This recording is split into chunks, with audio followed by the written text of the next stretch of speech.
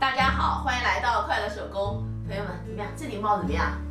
是不是挺好看的？今天呢，我就把它的制作过程分享给大家。我把图纸呢分成了帽顶，然后图纸1、图纸2和图纸3哈。朋友们呢可以截屏，也可以去评论区下载。根据图纸我把材料都剪好了。这是1号、2号、3号，我们呢都需要放1厘米的缝缝哈。反面呢我是烫了60克的无纺衬。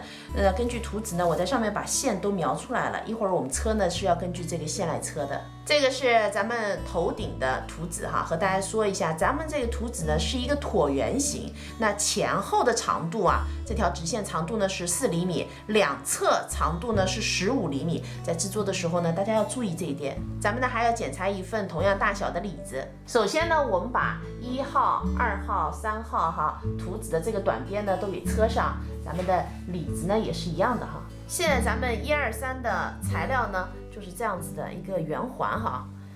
接下来呢，我们把这些材料呢组合在一起。帽顶呢先和1进行组合，然后依次1和2组合，2和3组合。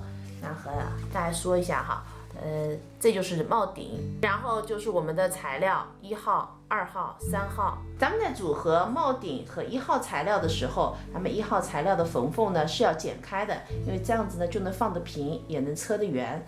接下来呢，我们组合2号材料哈，我们这边的缝缝呢是要对齐的啊。